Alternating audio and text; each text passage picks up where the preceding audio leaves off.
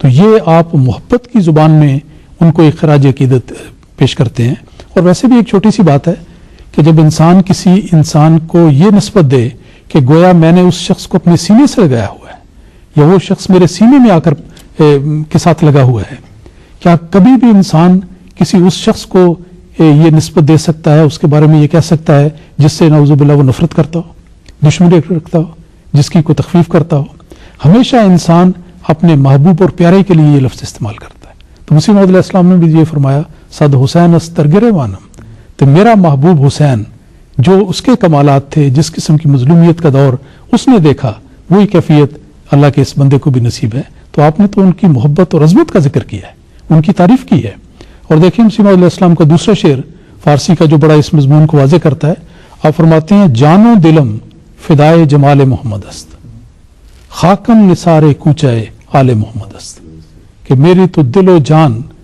جسم کا ذرہ ذرہ حضرت صلی اللہ علیہ وسلم کے راستے میں قربان ہے. خاکم نثار کوچائے آل محمد است، کہ محمد مصطفیٰ صلی اللہ علیہ وسلم کی آل جس کا بھی ذکر ہوا، ان کے گھروں کی خاک کے برابر بھی میری حیثیت نہیں ہے، میں ان پر بھی نثار ہوں. تو یہ محبت اور الفت اور فدائیت کا مقام ہے جو حضرت مسیح موعود علیہ السلام نے حضرت محمد مصطفیٰ صلی اللہ علیہ وسلم اور آپ کی آل کی نسبت سے بیان فرمایا، جن میں لا ریب حضرت امام حسین رضی اللہ تعالیٰ عنہ شامل ہیں. جیسا کہ ابھی اپنے یہ شعر پڑھا، اس کا ترجمہ بھی فرمایا، جس میں یہ خاک کا ذکر ہے جی، کہ میں اس کوچہ کی خاک بن جاؤں جس میں یہ جو اہل بیت اور محمد صلی اللہ علیہ وسلم کا کوچہ ہے. تو ایک اور موقع پر آپ فرماتے ہیں کہ میرا دل چاہتا ہے کہ وہ راہیں جن پر نبی کریم چلے ہیں، جو ان کی خاک ہے، اس کو میں اپنی آنکھوں کا سرما بناؤں. تو یہ محبت کا جو آپ کا عشق کا ہے کا انداز ہے. آپ پر جو اعتراض کرنے والے ہیں، جو آپ اعتراض کرتے ہیں کہ آپ نے حضرت امام حسین کا جو مقام ہے وہ کم بیان کیا ہے یا پوری ان کی عزت افزائی نہیں کی، جو جتنے بھی اقتباسات پیش کیے گئے ہیں یہ سارے ثابت کرتے ہیں کہ جو جتنا عشق اور جتنا محبت کا اظہار حضرت مسیح موعود علیہ السلام نے امام حسین کے بارے میں کیا ہے، باقی جتنے بھی دوسرے لوگ ہیں اگر ان کے سب کے بھی اکٹھے کر لیے جائیں تو اس پائے تک نہیں پہنچتے. پھر ایک اور آپ کی مراد یہ ہے کہ جو باقی لوگوں نے حضرت امام حسین کے بارے میں لکھا ہے تو ان سے بہت بڑھ کر مضمون کے لحاظ سے، الفاظ کے لحاظ سے اور حقیقت کے لحاظ سے بہت اعلیٰ پائے کا ہے. جی بالکل درست ہے. پھر دوسرا کہ مسیح موعود علیہ السلام کا ایک اور واقعہ ملتا ہے، حضرت مرزا بشیر احمد صاحب رضی اللہ تعالیٰ عنہ نے اپنی کتاب سیرت طیبہ میں بیان فرمایا ہے کہ ایک دفعہ آپ لکھتے ہیں کہ ایک دفعہ جب محرم کا مہینہ تھا، یہ مہینہ ہی تھا، حضرت مسیح موعود علیہ السلام اپنے باغ میں ایک چارپائی پر لیٹے ہوئے تھے. آپ نے ہماری ہمشیرہ مبارکہ بیگم سلمہ وفات پا چکی ہیں رضی اللہ تعالیٰ عنہ، اور ہمارے بھائی مبارک احمد مرحوم کو جو سب بہن بھائیوں میں چھوٹے تھے اپنے پاس بلایا اور فرمایا، آؤ میں تمہیں محرم کی کہانی سناؤں. بچوں کو اب بتا رہے ہیں. پھر آپ نے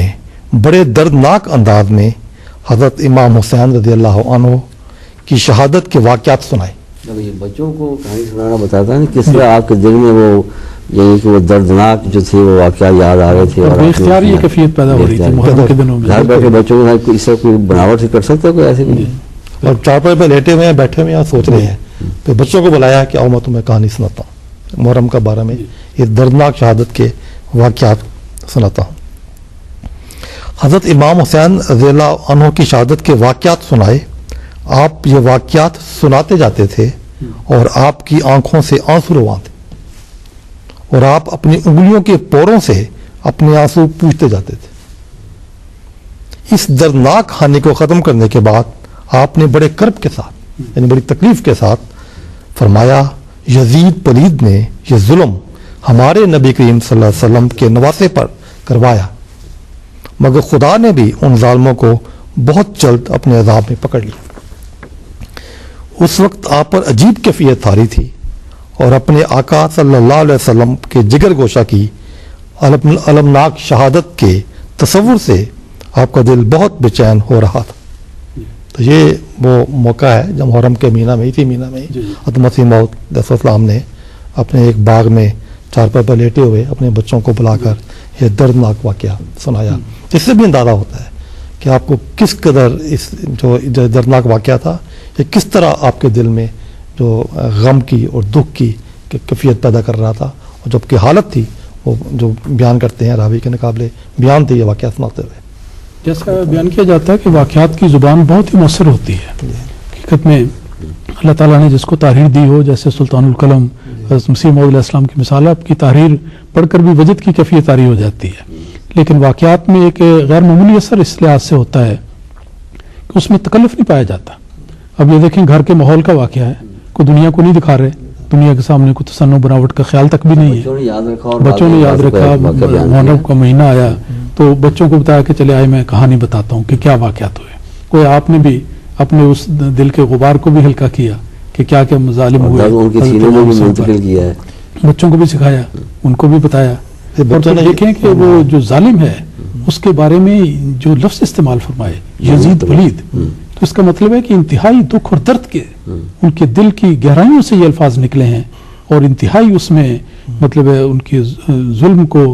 سخت ترین الفاظ میں جو بیان کرنے کا انداز ہو سکتا ہے وہ اپنے اختیار فرمائے. یہ بھی اس محبت پر ایک زبردست دلیل ہے جو حضرت امام حسین اور آل محمد صلی اللہ علیہ وسلم کے بارے میں آپ کے دل میں پائی جاتی ہے. اس کی جو تفصیلات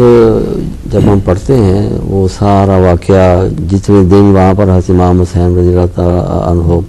اپنے ساتھیوں، خاندان کی عورتوں بچوں سمیت وہاں پر رہے، جس ظلم کے دور میں سے گزرے، جس ظلم کے ساتھ پھر آپ کی شہادت ہوئی، وہ انتہائی، یعنی اس میں کوئی شبہ نہیں کہ امت محمدیہ صلی اللہ علیہ وسلم کا انتہائی دردناک واقعہ ہے، بلکہ کہنا چاہیے سب سے دردناک واقعہ ہے.